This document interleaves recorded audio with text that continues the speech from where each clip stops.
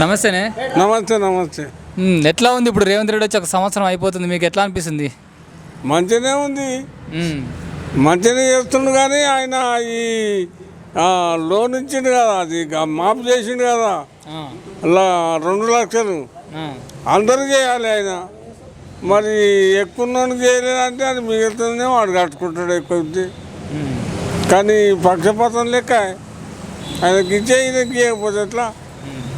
అందరికి సమానం ఇవ్వాలి. ఆ 2 లక్షలు నువ్వు టార్గెట్ పెట్టినావు, 2 లక్షల కాడికి మిగతా ఎక్కుంటే కట్టుకుంటాడు. ఇక తక్కువ ఉన్నాడు తక్కువనే, కానీ ఆయన బాధ లేదనుకో, కట్టుకున్నాడు అయిపోయింది. వాళ్ళకి ఇచ్చినావు మంచిదే. అందులో తేడా వచ్చింది చాలామందికి. ఈ రైతులనే 2 వర్గాలు అయిపోయాయి, నీకు ఇచ్చే నాకు ఇవ్వకపోయా. అట్లా పక్షపాతం ఉండొద్దు, మంచిగా చేస్తుంది. కానీ ఆ గుట్టలు ఇదేంది రైతు మంద ఇప్పుడు వచ్చింది, అది రైతు భరోసాది. ఈ గుట్టలు చిల్లర కింద తోవలకు రోడ్లల్లో పోయిన భూములకు కూడా ఇదివరదాకా ఆయన ఇచ్చిండు, ఇదివరదాకా ఆయన. అది మంచి పద్ధతి కాదు. ఈయన తీసేసిండు, మంచిగా రైతులకే ఇస్తున్నాడు, ఇస్తా అంటుండే, అది మంచిదే. ఇంకా 10 ఎక్కించా సరే, కానీ చేసినందుకు ఇవ్వాలి. ఇస్తున్నది 15,000, 12,000 ఇస్తా అంటుండు. మరి దానికి ఏమంటారు? అదే 12,000 అంటే సంసారం ఉన్న కాడికి ఇస్తా అంటుండు, ఉన్న కాడికి తీసుకోవాలి. ఇంకా అది జబర్దస్తి కాదు, అది రాజకీయ నాయకుల వాడు 20 ఇవ్వాలి, 10 ఇవ్వాలి అనేది కాదు. రైతే బిచ్చగాడ అడక తింటానికి నువ్వు ఇస్తాను, ఇచ్చేయి. 20 ఇస్తావా, 10 ఇస్తావా, ఆడ సంసారం ఉన్న కాడికి చేయాలిగా. మరి 15 ఇవ్వాలి అనేది ఏమన్నట్టు అది అది అది పద్ధతి కాదు.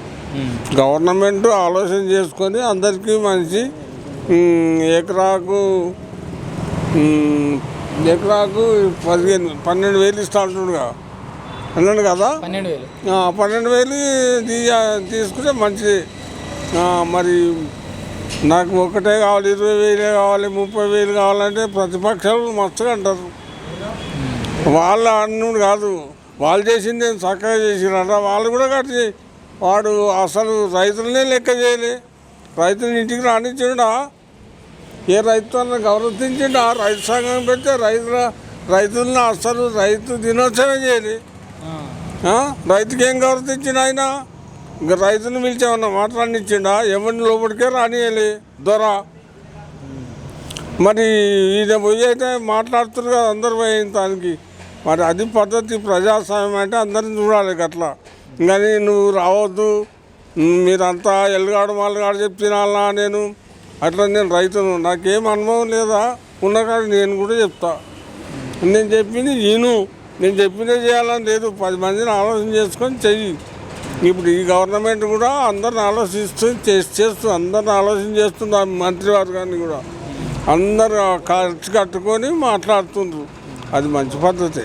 ఇప్పుడు 6 పథకాలని చెప్పారు కదా కాంగ్రెస్ వాళ్ళు, 6 పథకాలు అమలు అయితే లేవు అని చాలా మంది అంటా ఉన్నారు. కానీ నాకు అభివృద్ధితో సంబంధం లేదా, నా అనుభవాన్ని చెప్తున్నా. నేను ఎంతోమంది ముఖ్యమంత్రులను చూసుకుంటూ వస్తున్నాం కదా. ఇప్పుడు నేను 84 సంవత్సరాలను.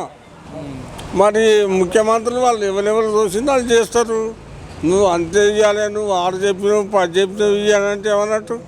రాజకీయం కోసం, ఇప్పుడు ఓట్ల కోసం నువ్వు కూడా ఇంటికి పోతావు, ఎన్నో చెప్తావు. నువ్వు రాజకీయం చేసినప్పుడు అంతా తాగుబోతుంది తయారు చేసినావు. ఊరికి ఆడంటే ఆడ, ఏడంటే ఆడ తాగుడు. పూర్లంతా చదువుకున్న పూర్లకు ఆడికేది ఎవడన్నా పెద్ద మనిషికి గౌరవించిరా? అంతా బాధార మనుషులను తయారు చేసినావు. మంచి కుటుంబాలను మంచిగా చేసుకొని బతికేటోళ్ళను అంతా విచ్చలవిడిగా తాగుబోతులను తయారు చేసినారు. వాళ్ళే చక్కగా చేసినట్ట. అది పద్ధతి కాదు. రైతు ఎప్పుడు కానీ బిచ్చగాడు కాదు. ఆయనకు నీకున్న కాడికి పెట్టు. ఉత్తర పెగ్గారు ఇస్తా నీకు ఎందుకు చెప్పాలి? ఆయన చెప్పలేదా? ఇప్పుడు ఈయన కూడా నాతో కాదు 15,000 కాదు 10,000 ఇస్తా అంటు, 12,000 ఇస్తా అంటుండే. ఎన్ని ఇస్తే కానీ ఇయ్యని, రైతులకు ఇస్తే తప్పేముంది, ఇయ్యని. అది మంచి పద్ధతి. కానీ నేను అనేది ఏంటంటే, రైతులు ఇవాళ తల్లిదండ్రులను గంజి పోస్తలేరయా. ఈ మంత్రులు చెప్తున్నారు మస్తుగా, వాళ్ళ ఇళ్ళ కూడా చెప్తారు, వాళ్ళు కూడా చక్కగా ఉన్నట్టున్నావా? వాళ్ళు కూడా ఎప్పుడు చూస్తున్నాడు? అయ్యమ్మను పెద్ద మనుషులను గౌరవించే రోజులు లేవు. వాళ్ళను కథలు ఉండాలి, భయం ఉండాలి. పోలీసు వాళ్ళు వస్తున్నట్టే ఉత్సవం పోసుకోవాడు. వాడు పోలీసు వాళ్ళని ఏం మాట్లాడకుండా పోలీసు వాళ్ళకి గౌరవ లేకుండా చేసి ఆఫీసర్లను ఈ అగ్రికల్చర్ ఆఫీసర్కి ఏమన్నా విద్యుత్ ఉందా? ఏమన్నా యూనివర్సిటీలో కొత్త ఇత్తనాలు తెచ్చిర్రా? అసలు ఏమన్నా కొత్త ఇప్పుడు యూనివర్సిటీలు ఉన్నాయి అగ్రికల్చర్, దాన్ని డెవలప్ చేయి. ఇప్పుడు ఇక్కడ మన నర్సాపురం దగ్గర ఒకటి పెద్ద యూనివర్సిటీ వాడు దాన్ని అసలు పట్టించుకుంటే లేదు. ఎంతసేపు బట్టలు ఇస్తామా, బాసాన్లు ఇస్తామా, ఇవి అడక తినే పద్ధతి చేస్తున్నాయా రైతులను? వద్దు, వాళ్ళు బతికేదో వాళ్ళు బతుతారు. ఇదివరకు దాకా కూడా వాళ్ళు ఇన్నేళ్ళకోలే బతుకుతారు. ఇంకా 10 మందికి అన్నం పెడుతున్నారు. వాళ్ళు కట్టే బట్ట తినే తిండి ఉత్పత్తి చేసే రైతు, ఆయనను గౌరవించాలి. ఆ పద్ధతి ఉండాలి. కానీ అన్నీ బాధారగాలను తయారు చేసినట్టు చేసి తినుడు తాగుడు అడ్డమైన లంగలను తయారు చేసి ఇలా ఎవడన్నా గౌరవ వాళ్ళు అయ్యా వాళ్ళని ఎవడన్నా గంజి పోస్తున్నాడా? సగం మంది అన్నమో రామచంద్ర అని తిరుగుతున్నారు. ఆ దేశానికి సేవ చేయలేదు వాళ్ళు.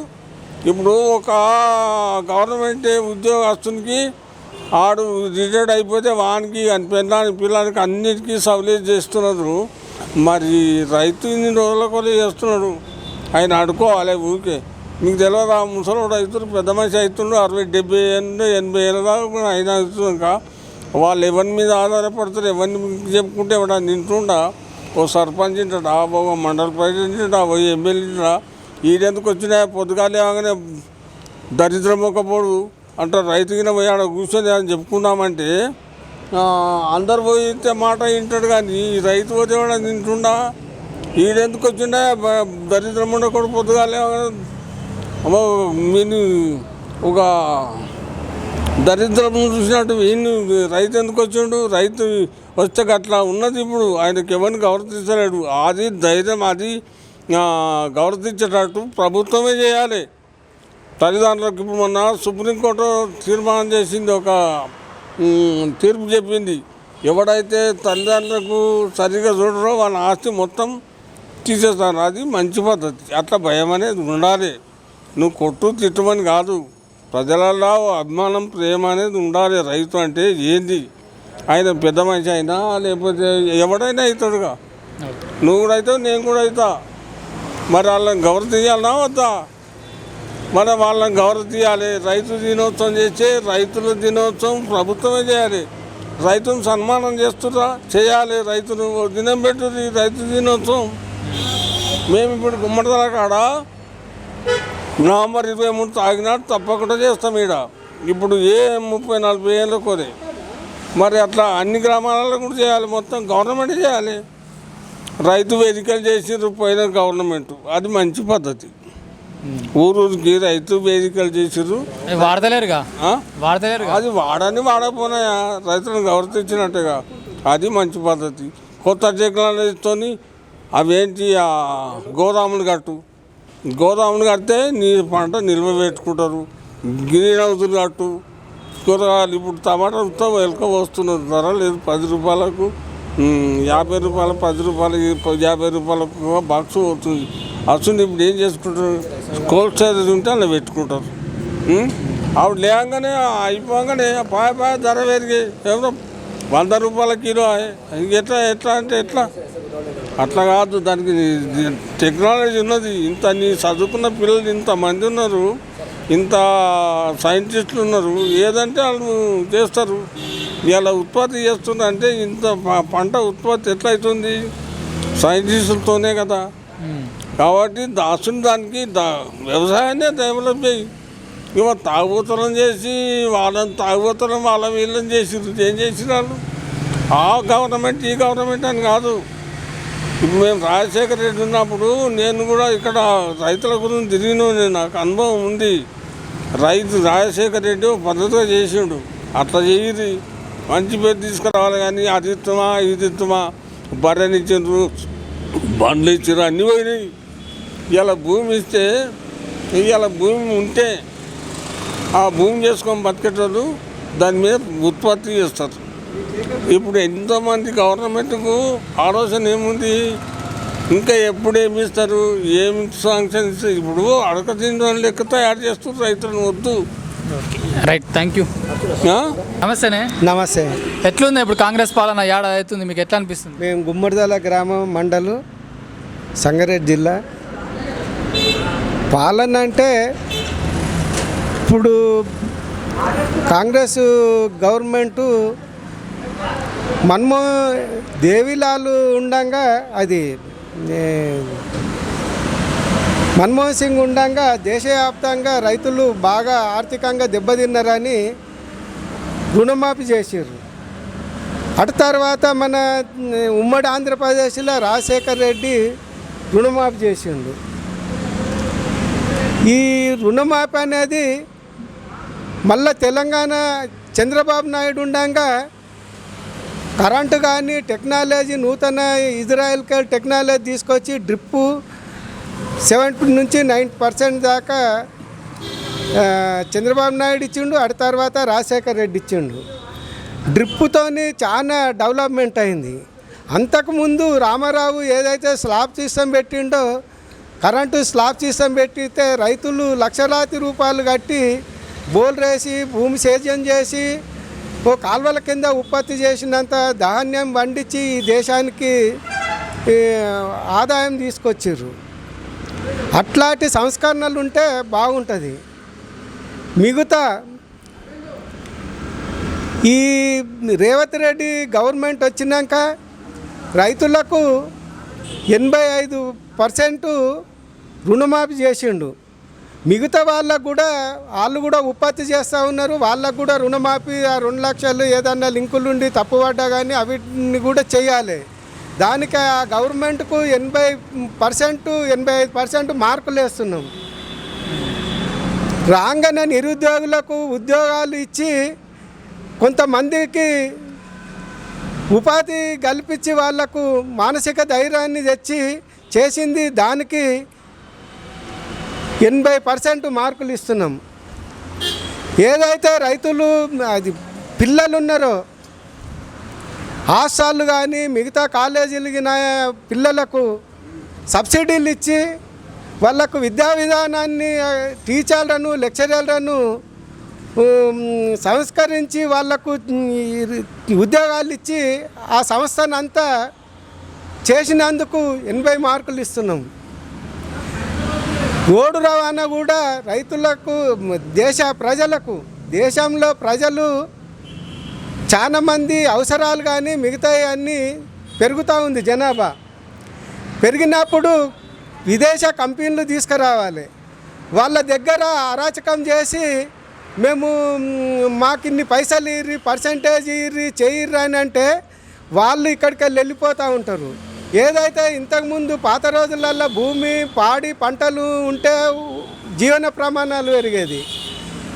ఇప్పుడు ఈ మారుతున్న కాలంలో కంపెనీలకు కూడా ప్రాధాన్యత ఇచ్చి సబ్సిడీలు కానీ కరెంటు కానీ వాళ్ళకు సరిపడా నీళ్లు కానీ రోడ్ సౌకర్యం కానీ మన దగ్గర ఇంటర్నేషనల్ ఎయిర్పోర్ట్స్ ఉన్నది కాబట్టి డిస్ట్రిక్టులు 30 డిస్ట్రిక్టులు ఇప్పుడు 10 డిస్ట్రిక్టులకు 30 చేసిర్రు. అక్కడ భూమి చౌకగా దొరుకుతుంది.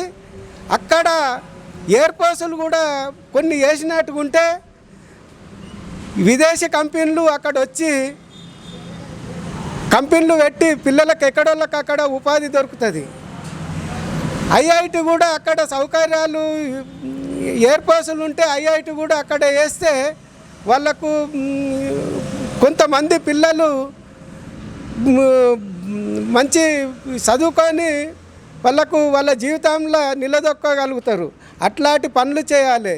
తినుడంటే మన అయ్యమ్మ మేము చిన్నగా ఉండగా చాలామంది పైసలు ఉన్న వాళ్ళు ఉండ్రి. వాళ్ళు అరే మనకేం తక్కువరా, మనం ఉద్యోగం చేయొద్దు, మనకేం తక్కువ, కోడిని తీసుకురా గొర్రెని తీసుకురా మన చుట్టాలు వచ్చిర్రని కోసి పెట్టేది. పెట్టితే ఆస్తులు ఎన్ని ఉన్నాయి కరిగిపోయినాయి. ఇవాళ కూడా మన దేశ సంపద అంతా ప్రజలకు పంచిపెట్టుడు కాదు. కరెంటు కానీ నీళ్ళు తాగటానికి నీళ్ళు కానీ పంట పొలాలకు నీళ్ళు ఈ ఏదైతే ఇంతకుముందు ఎయిర్పోర్టు డిస్ట్రిక్ట్లలో వేసి కంపెనీలకు రాయితీలు ఇచ్చి రైతులకు సౌకర్యాలు డ్రిప్పు కానీ మారుతున్న కాలానికి వ్యవసాయం కూలీలు కానీ వాళ్ళు షార్టేజ్ అయినప్పుడు చాలా చిన్నవి కానీ పెద్దవి కానీ పనిముట్లు వచ్చినాయి.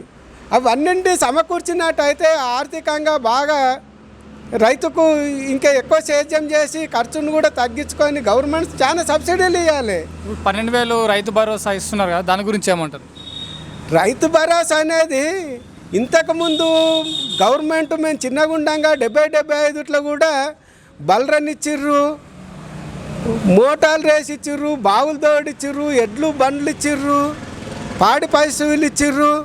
అవన్నీ సబ్సిడీలు వస్తూ ఉంటాయి పోతూ ఉంటాయి. అవి ఒక చెట్టు కాయ కాసి మళ్ళా కొత్త ఒక మామిడి చెట్టు ఉంటుంది, కాయ కాసినాక మళ్ళీ కాలం మారిపోయినాక మళ్ళీ ఆకాంత రాలిపోతుంది, మళ్ళీ వస్తుంటుంది. ఆ వ్యవసాయాలు అన్నీ తాత్కాలికంగా రాజకీయ నాయకులు చేసేది అది మంచి పద్ధతి కాదు. రైతులకు దీర్ఘకాలికంగా ఏదైతే ఉందో సెంట్రల్ గవర్నమెంటు మద్దతు ధరను ప్రకటించాలి. పంజాబ్ రైతులు మొన్న 2 సంవత్సరాలు అప్పుడు చేశారు, ఇప్పుడు కూడా చేస్తారు. ఈ దేశానికి రైతులు మనం ఏదైతే అప్పుడు మేము చిన్నగుండంగా ఆహారం కూడా మన దేశ ప్రజలకు కొద్ది మంది ఉన్నప్పుడు కూడా సరిపోలేదు. ఉమ్మడి ఆంధ్రప్రదేశ్ ఉండంగా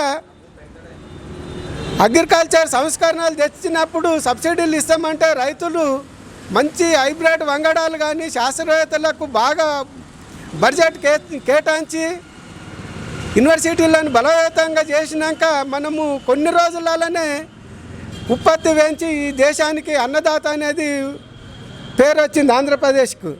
ఇవన్నీ అట్లాంటివి ఇవ్వాలి. కానీ నీకు ఇప్పుడు నీకు తాగితే నీ మనసుకు కాళ్ళు చేయలేస్తలేదు కదా, గట్టిగా మాట్లాడతలేవు కదా, ఒక కోటర్ ఇస్తా లేకపోతే నీ పైసలు ఇస్తా మళ్ళీ ఆడికి పోయినాక మళ్ళీ దూపు అవుతుంది కదా, ఇక్కడ కోటర్ తాగిపోయినా మళ్ళీ నీ ఇంటికి పోయి రాత్రి నిద్ర పట్టేది ఒక కోటర్ ఇస్తా అనుడు అది డెవలప్మెంట్ కింద కాదు. మన ఎందరో ఈ దేశంలో బానిస బతుకులు బతికి నైజాము ఇక్కడ మన స్టేట్ కానీ నైజాం కింద ఉంది, ఇండియా కానీ బ్రిటిష్ పాలనలో ఉన్నది. అప్పుడు మనకు తిండి గింజలు కూడా దొరకలేవు. ఎంతో మారి యూనివర్సిటీలకు కానీ మెకానికల్ కంపెనీలకు కానీ ప్రాజెక్టులు అప్పట్లో ప్రాజెక్టులు వేసి కరెంటు ఉత్పత్తి చేసి నేషనల్ రోడ్లు వేసి గ్రామాలలో రోడ్లు వేసి కరెంటు తీసుకొస్తే ఈ దేశంలో ప్రపంచంలోనే మనం నిలదొక్కొని గౌరవంగా బతికి ఈ దేశ జనాభాకు 130-140 కోట్లు అని అంటుర్రు, నాకు సరిగా తెలియదు. వాళ్ళకు కూడా లోటు లేకుండా ఇలా పెట్టి విదేశాలకు కూడా ఎగుమతులు చేసే స్థాయికి వచ్చినాము. అట్లా చేయాలి కానీ నువ్వు ఎన్ని రోజులు నడుపుతావు చెప్పు, అది మంచి పద్ధతి కాదు. అది అన్నీ స్వామినాథన్ రైతులకు చేసిర్రు, రైతులు చనిపోతారు దేశవ్యాప్తంగాని ఇది నిజమా అబద్ధమా ఎందుకు బదలాం లేపుతారు రైతులు అని ఒక నిజం గుర్తించేటందుకు ఒక కమిషన్ స్వామినాథన్ కమిషన్ వేసిర్రు. స్వామినాథన్ కమిషన్ 4 సంవత్సరాలు చిన్నళ్ళ తానికే సైంటిస్టులు కానీ మిగతా ఖర్చులు కానీ వ్యవసాయం మీద పందులు కానీ కోతులు కానీ నష్టపరిహారం కానీ తెగుళ్ళు కానీ అవన్నీ అధ్యయనం చేసి ఉత్పత్తిని చేసినాక 4 సంవత్సరాలకు ఆయన ఒక రిపోర్ట్ ఇచ్చిండు.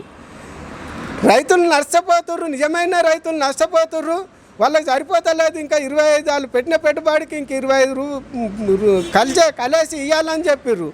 దేశంలో సెంట్రల్ గవర్నమెంట్ కానీ స్టేట్ గవర్నమెంట్ కానీ ఆ మాటను ఇచ్చి నిలబెట్టుకోవాలి. మీకు తాగిపిస్తామో లేకపోతే నువ్వు వీటికి పోతామో కాదు, అది అట్లా డెవలప్మెంట్ కాదు. వచ్చే మన భవిష్యత్తు మన పిల్లలకు అది చెడ్డ అలవాటు అవుతుంది. మనమే తాగినాము, మనమే సబ్సిడీలు తీసుకొని మనమే దీన్ని పండుకుంటే మన పిల్లలు మా అయ్య వండుకున్నాడు, మా తాత వండుకున్నాడు, నేను కూడా వండుకుంటాను. నేను అడుగుతా, నాకు ఎందుకు ఇస్తలేరు, నాకు లాగి చినిగిపోయింది, నాకు అంగి చినిగిపోయింది, నాకు కడుపు నిండుతలేదు, నాకు కోటలు దొరకలేదు అని అడుగుతాడు. అది కాదు, నువ్వు ఉపాధి జీవన ప్రమాణాలు చేసే పనులు చేయండి. ఎవరు ఇలా బొంబాయిలో ఒకసారి పేలుడు జరిగితే ప్రజలు భయప్రాంతులు అయ్యి రోడ్డు మీదకి రారని అనుకున్నాం. ఆ రోజు మీడియా అంతా చెప్తుంటే కడుపు ఊకుంటే కడుపు కాలిపోయి ఒకరోజుకి పని చేయకపోతే నా కడుపుకి వెళ్ళదని అందరు రోడ్డు మీద వచ్చి పని చేసుకుర్రు. పానంతో కాదు, అడక తిన్నుడు కాదు, ఉపాధి ఉండాలి. ఉపాధి ఉంటే కాలు ఈడ రోడ్డు మీద పడి యాక్సిడెంట్ అవుతుంది, కాలు పోతుంది. హాస్పిటల్లో కాలు పైసలు ఇస్తేనే ట్రీట్మెంట్ చేస్తాడు, లేకపోతే తీసి ఆయనతో గాంధీకేస్తాడు, లేకపోతే చెత్త కుప్పలు వేసి పడేస్తాడు. పైసా ముఖ్యము, అదంతా డెవలప్మెంట్ ముఖ్యము, టెక్నాలజీ ముఖ్యము. ఇవన్నీ చేయాలి. రాజకీయ నాయకుల కోసము పదవుల కోసము చేసుడు అది మంచి ఆలోచన కాదని మా ఆలోచన. Thank you.